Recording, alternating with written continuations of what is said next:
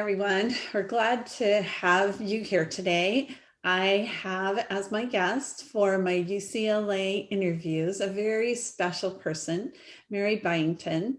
And Mary was a student in my UCLA class, and now she is going to share with us more information about veterans, their needs, the opportunities, and responsibilities that they have, especially as they transition from the military into civilian life. So thanks for being with us today, Mary. Oh, no problem. It was great. Thank you for asking.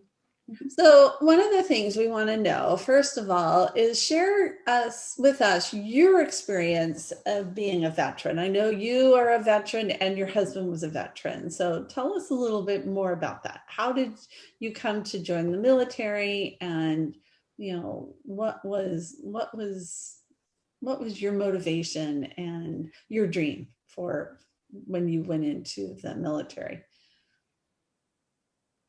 Service. Okay. Well, I joined the Army right out of high school. And the main reason I did is because I did not want to go to college. So college was not in my future. I really did not enjoy high school at all.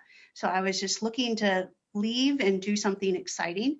I am actually the daughter of two former Marines. So it was kind of like a family thing. Both my father and my mother were Marines, and my dad eventually retired out of the Army, but when I was younger. But it was one of those things. My older brother went into the Navy, and I went into the Army, so we just kind of split and went on our ways. And and then I met my husband probably about 3 years later, as we were both military police at the time, and just we retired. That was, oh my goodness, 22 years later. We spent a combination of 51 years between the two of us in the service. My husband spent my husband spent 29, and I spent 25 total years, and 22 of them active years. So it was our lives. It was our lives for many, many years. We retired about 5 years ago. And then all of a sudden we found ourselves as veterans. And then what are we going to do next? So it was definitely an eye-opener. We were not prepared. We were not prepared for civilian life, and I was not prepared educationally to separate from the Army, which I did not know at the time when I did it. So it's just, you get so caught up in the life that you forget to take care of yourself, because you spend all your time taking care of everybody else around you and doing your job. So it's like being a mom, right? Yes, it is. It really is. Both my husband and I were senior NCOs, so we had a lot of people underneath us and a lot of people that we trained and took care of and mentored. And when it came to us, we were like barely had enough time for ourselves and our own family. So it was definitely decisions made and regrets found in the, so. And so now you're working to help people who are in the military, soldiers that are preparing to transition out, to learn from those experiences and have better experiences, right? Yes, and have a plan, because a lot of them are like, well, I'll be okay. Well, maybe not. So let's make a plan. And I spent the last 10 years of my active duty years, my husband also, we were career counselors. So we spent a lot of time in the transition world. If you weren't going to stay in the military, what's your plan? How are you going? What's living expenses going to be like when you get where you're going? Are you going to go to school? Have you applied yet? All these questions that were not asking themselves. And if no one asks them, they're not ready. They're not ready to step out and make those decisions. And then they're going to make brash, rushed decisions, and they're not going to be quite what they were expecting. So what are some of the programs that are available to veterans, as they prepare for that transition to civilian life? Because as you said, it's a difficult transition. It is. It is. Well, luckily, in the last 5 or 6 years, the Department of Defense has put together a really comprehensive transition assistance program for each of the services. So the 4 major services, the Army, the Air Force, the Marines, and the Navy all have individual programs. I know the most about the Army one because that's the one I went through and the one I still deal with on a daily basis. It's called CEFLTAP, or Soldier for Life Transition Assistance Program. And what's great about the program is it forces everybody that's going to separate to spend at least a week thinking about separation, that transition. Have you started your, you have different classes, budgeting, because your paycheck's about to change. You're going to start paying bills and paying for things that you weren't paying for in the Army. You're going to, and then that's, have you started your resume? What does it look like? Have you thought about the different language changes from all the Army speak? Now we have to talk, talk civilian speak. I mean, no one knows what an MOS is, military, specialty. No one knows what, all these different terms that we use on a normal basis. No one knows that. And if you put it in a resume, it's not going to be helpful. So that resume class is very, very helpful. And then there's a couple of classes about benefits that kind of throw it all at you at once, but it at least gives you an idea of what you're eligible for before you walk out. Mm-hmm. Where a lot of people were not. I was not. When I left, I did not know I was eligible for certain benefits until well later, 2 or 3 years later. Wow.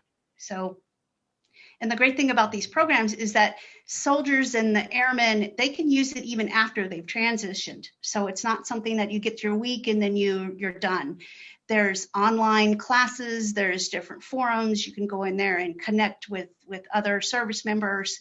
And Q&A pages. They're really, really well in depth and well designed to help soldiers continue their transition and not just feel like they've been, dumped out the front gate and said, here, enjoy life. Here you go, right? Yeah, it's like, it's almost like you. Because that's what you feel like after high school. You're like, now what do I do? I'm supposed to be an adult. What do I do now? But you're going from such a controlled environment in such a way of life that no one else understands. And then you're stepping out going, okay, what do I do now? So these transition programs are very, very helpful. I kind of wrote up some web pages and stuff. I'll send those to be added. So people can have the opportunity to take a look at those. You have those, but the biggest most helpful website that anyone can go to as a veteran is va.gov, because they are in charge of all the veteran benefits. Okay, it doesn't matter what service you came from.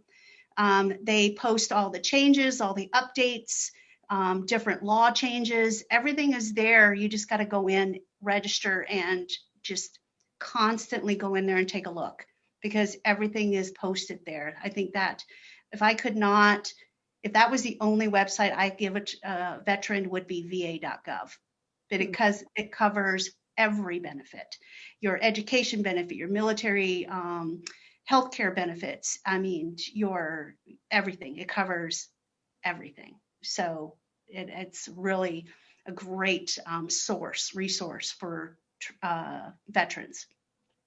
And so I think that would be the biggest one. And then if anyone is in a, fairly large town or any, country town like I'm from, there's going to be an AMVETS or a American Eagle, or there's going to be a Veterans Association in that area.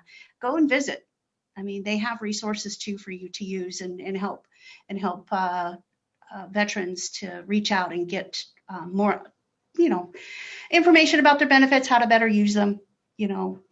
They have different resources also. So those would be my suggestions. Good. For them to walk out the door with. Mm-hmm. Now you mentioned, the laws change and the through the website, you're able to see all those different things. It depend on the years you served, which benefit, especially from educational benefits, doesn't that change depending on when your service was? It does. It does. We have several different benefits out there. The two main ones still that are active is the Montgomery GI Bill, and then we have the new one, which is the post 9/11 GI Bill. They're completely different.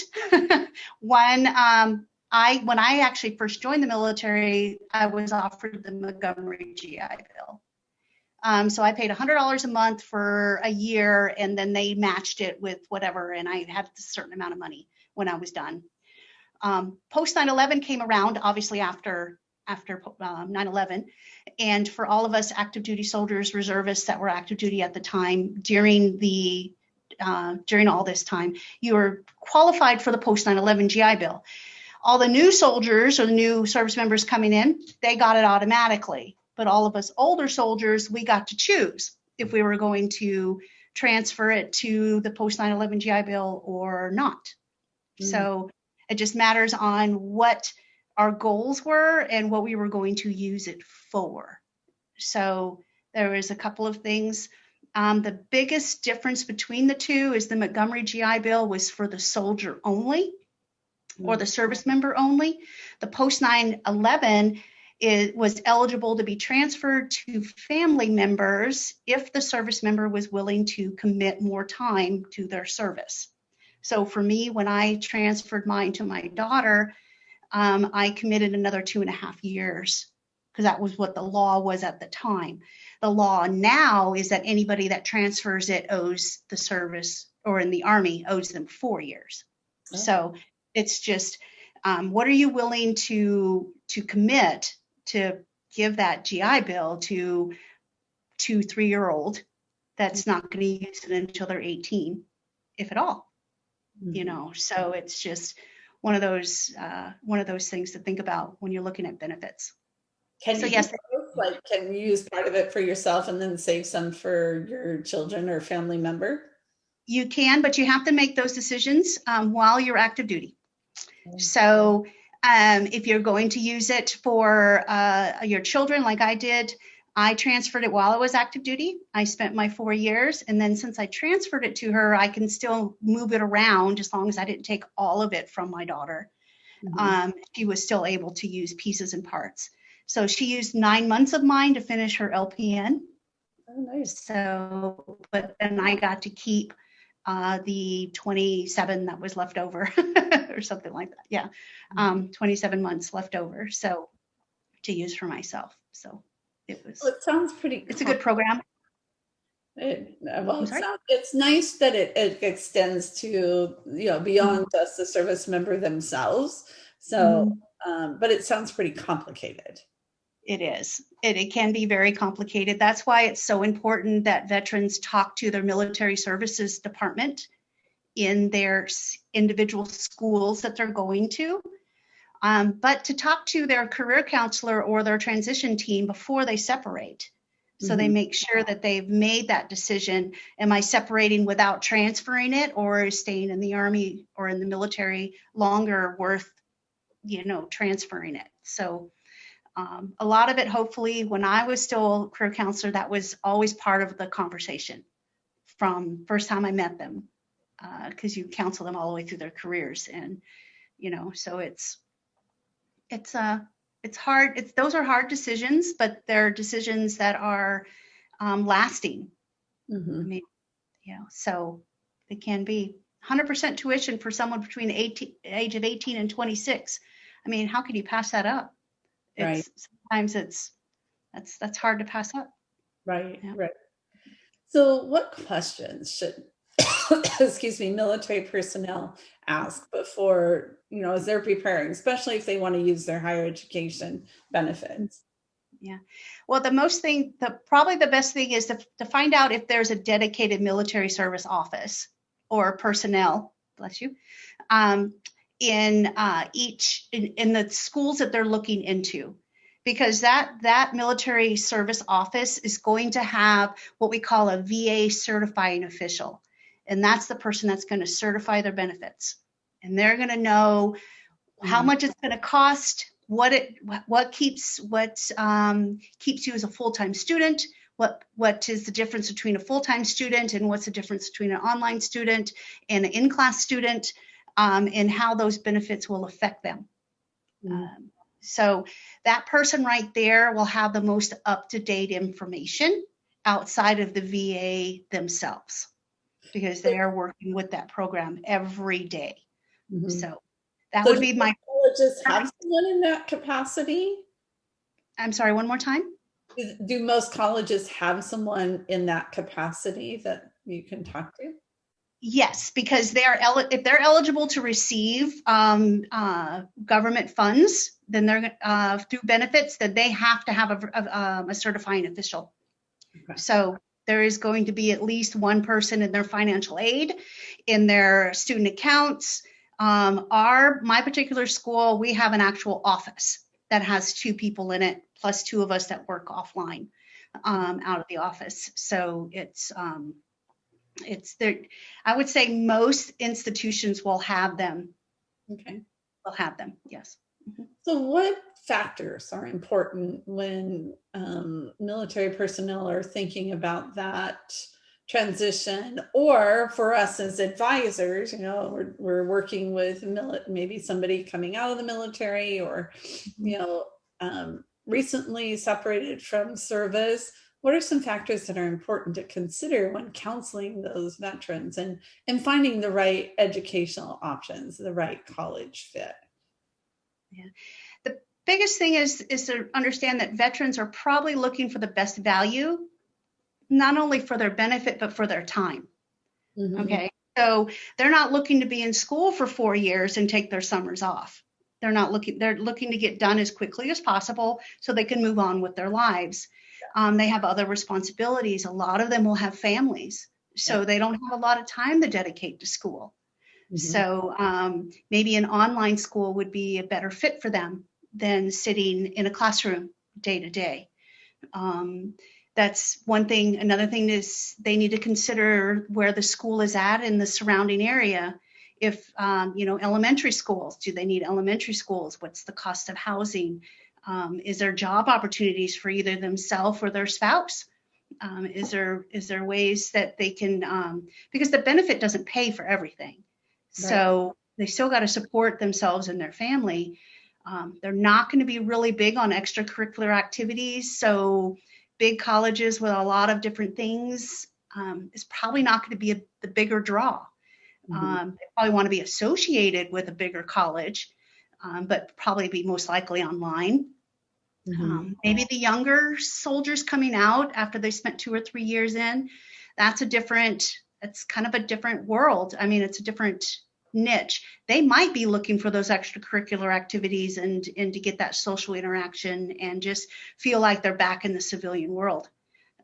So it really depends on the person, how long they've been in the service, and what their overall goal is. I mean, and if they have any outside pressures, family, are they still reservists? Are they still going to be called up? Or, is there still going to be a lot of questions and answers? As counselors, the biggest thing is to find out what their overall goal is. If their overall goal is to be an engineer, then what do you have already? Let's take a look at your military transcripts, because we have what's called a service transcript. A service transcript is all the different schools and training we had when we were in the service. So, and it kind of breaks it down into the academic world. This may transfer in as, it could have been let's see, what was one of mine? I did career counseling school. So I never had to take oral communication because my career counseling school is all about oral communication and talking to people and explaining things, giving classes. So just different things like that to make it easier for them to transition into school and not have to take every single general ed class out there, because it helps experience, because I did that. I got out with an associate's degree and I thought, I'll be fine. Well, no, not really. So, yeah, I had to go back to school twice. So, And yeah. did you get your bachelor's degree then? I do. I have a bachelor's degree in business administration. Mhm. And because at that time I didn't understand my benefits and understand where I wanted to go. So I took the easiest route. And counseling is my life now. So that business degree really doesn't help me. I mean, it does because you learn to be a student, but it's yeah, doesn't help with the counseling side. So, So then what did you do? What did you do to help with the counseling side? well, I took this course. I was luckily, I guess I should step back a minute. I was hired with my university just on my knowledge of being a veteran and being in the military for 25 years and my counseling experience in the service. And so I was lucky to have that. And then that 5 years experience, as well as being in the higher education, as well as my counseling that I did in the military, kind of makes me eligible now for master's degrees and different things, especially this course that I just took. It kind of opens that door for me where I didn't have those counseling courses, education that they wanted to be accepted into graduate level schools. So that's my next step, is to finish my master's. Oh, congratulations. I think that's fabulous. So, um, Mhm. so if somebody wants to learn more about these programs, you mentioned the va.org. What are some other places or organizations that people can go to learn more about helping military personnel transition into make educational choices as they transition? So what are Okay. some of what other things would you recommend? Okay. Well, the best thing to do is just Google veterans. That's what I did. That's how I got started with it. Just veterans transition programs. And each service, like I said, each service has their own. Mhm. You have those. You can also reach out to any of the, like I said, the veterans associations like AMVETS, Eagles, Veterans of America. There's so many out there that you can do that. But you also can reach out to your local VA. Every larger institution is going to have a VA hospital or a VA benefits office that's local. Mhm. So anybody's welcome to walk in there and grab information, talk to a counselor in there and get more information about benefits and how they can better serve service members and veterans. And just it's kind of hard to really pick one because there's so many different great organizations out there, and everyone is so helpful and they want to be that person or that group that helps that veteran. So it just do their research in their area, because every area is different. There might be one organization or there might be 20. It's Mhm. just Mhm. Right. just reaching out and going there. Yeah, that would be my suggestion if they're Okay. going to go out there and talk to And you soldiers. had mentioned that there's a student veterans organization as well, correct? Yeah. Yes, and that's probably the best one I've found so far. And yes, and thank you for bringing that up. But it's called Student Veterans of America. You can find it at studentveterans.org, all one word. And they are fairly new, probably in the last 5 or 6 years, but they are solely dedicated to the student veteran. So different organizations, they have links in there for different scholarships, opportunities, different schools. They have data on accreditations and time to completion for different schools and stuff like that, and different programs. So it's actually a really good resource to go to for counselors to go look at, but also for veterans to go and ask those important questions about accreditation. Is there any history of illegal activities when it comes to veterans benefits? So, because that was a really big concern about 6 to 8 years ago, before we really started monitoring who was eligible for VA benefits and who wasn't. They really did crunch down on who is the different requirements to be eligible for those. So there's a lot less of those horror stories that you hear that we used to hear all the time. But the biggest one is that still happens is the biggest question to ask, and every veteran should ask this: what is my benefit actually going to cover? Okay, because there's horror stories out there where they're saying, no, you're covered, and then at the end of the semester they get a bill for $3,000. Yeah. Yep. So that's why these outside organizations like Student Veterans is a good way to place to go. Better Business Bureau is another one you can check. Make sure that there's no active investigations against the schools and their financial aid. But yeah, so yeah, that's my suggestions.